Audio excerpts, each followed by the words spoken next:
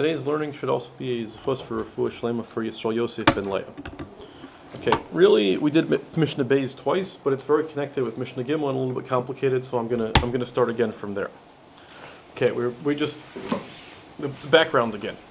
There, on a Torah level, midaraisa, tumah is there are many sources of tumah. Right, you have nevela, sheretz, zav, zava, etc. And someone who touched a mace goes into that category.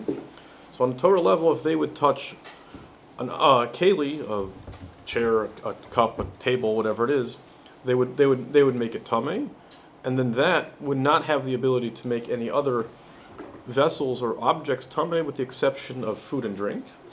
And then that could make food and drink tame, and those food and drink would be tame, and they would not be able to make anything else tame.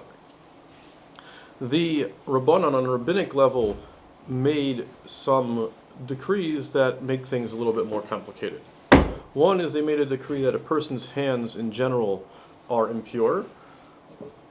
They wanted it to be clear that it was a d'Rabbanan, so they made them like a sheni, that they would only cause food or drink to become tame, not kalim. And included in that, they made another strange thing about it to make people aware of the fact that it's only the Rabbanan, that if they touched a vessel that's meant for holding things, a pot, a cup, or something like that, and when their hands were tame, they would, with a liquid medium, because a sheni can't make it tame directly unless it's wet. Then only the outside of the kli would become tame, not the entire kli, which is something strange that they made just so people should be aware that it's not a biblical level of tumah, so that if they had, say, truma or kudshim that became tame through that, they would know they're not really tame, and they wouldn't burn them, because really on a biblical level they're completely tahor.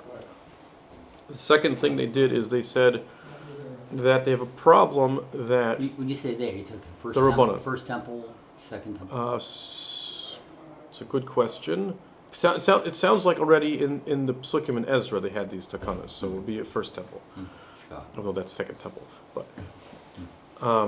Then they made another problem they had is they had this concern that people would make a mistake and say a zav is an avatoma.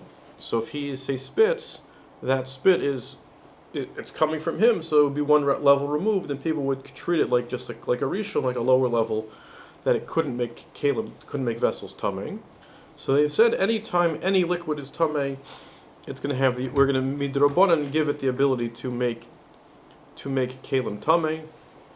But again, they have this problem, so they made it only the outer half of the kli that would become tame, not the whole kli, to make it clear that it was a rabbinic tumah and not really with a source.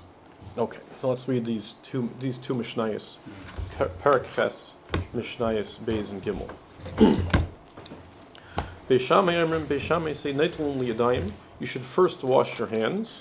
And then afterwards pour the wine and water, mix them in the cup to drink it. And the problem is, Beis Shammai is concerned if you pour the water first, your hands are still, you didn't before you wash your hands are still tame. Some water might spill on the outside of the cup and touch your hand. The water will become tame, and then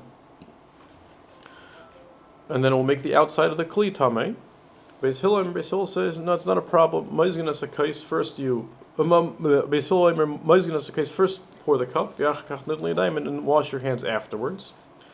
And the Gemara explains that the fundamental point of machlekes here is, do we have a problem with a person using a cup that the outside is tame? You say, okay, well, the outside is tame, the liquid's all inside. The liquid doesn't touch the outside of the cup, it's fine. That's what Beis Hillel says. And so you can use a tame cup, but then there's a problem if you wash your hands after you pour the cup. If liquid gets on the outside of the cup, that liquid will make your hands tame again, and will undo your hand washing. Therefore, they said first pour the cup and then wash your hands. Beis Shammai say, no, you can't use a cup that the outside is tame, because they're concerned liquid might spray on the outside and splash back in, and then you'll end up with tame liquid in the cup. So they said, wash your hands first.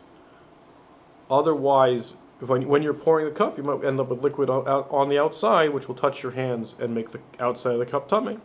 Fine. Then Mishnah Gimel. Beis Shammai and Beis Shammai say, "Mekanech yada b'mapa." He dries his hands on a towel.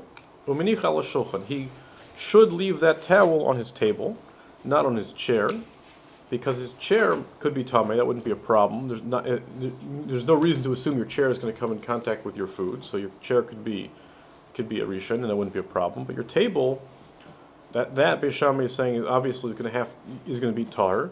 So if it's on the table, there's no problem. Beis Hillel says you should leave it on the chair.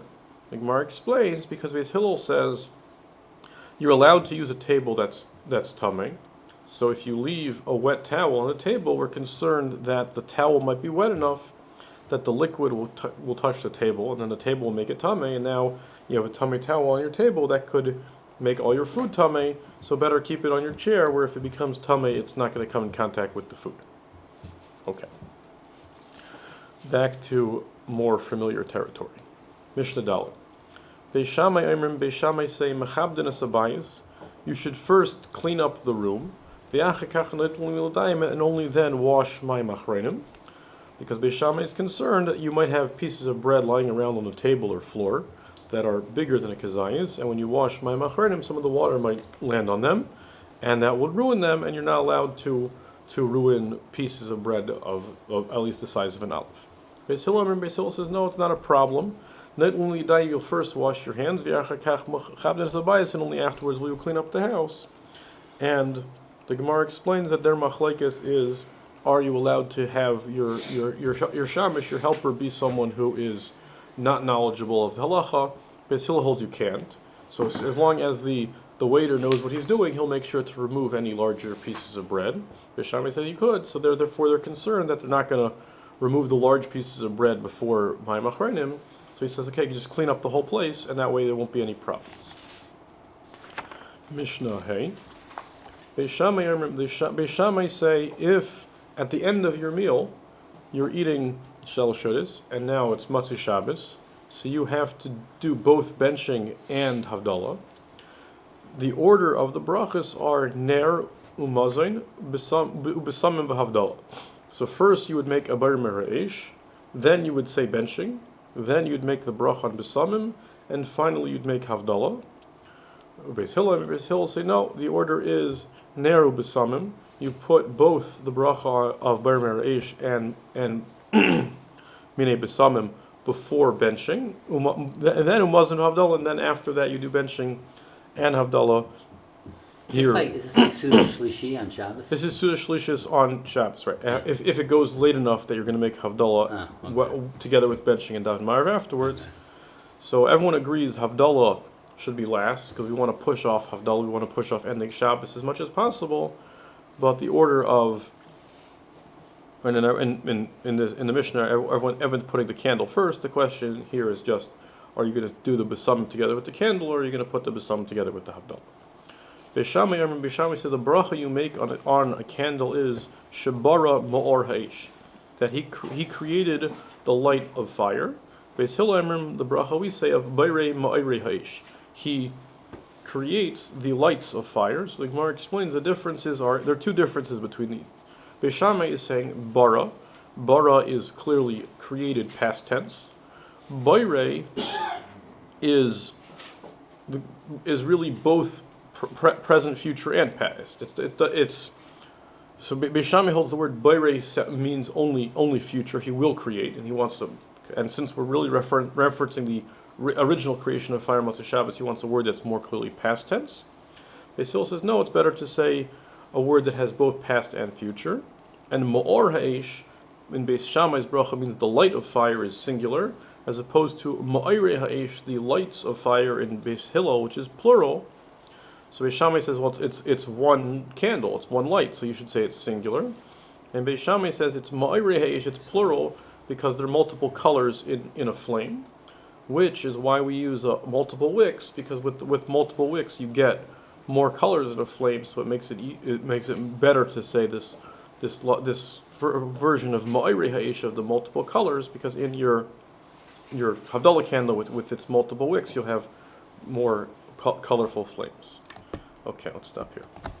We do halacha l'maisa, we do Havdalah, then we Then we do the... You're saying the beginning of the Mishnah? Yeah, the Gemara says the Mishnah is Reb Meir, but Rabbi Yehuda says everyone agrees Mazon goes first, Havdalah goes last. The argument switches to whether you put Ner or Besamim first, and we all know that we do first Besamim and then Ner.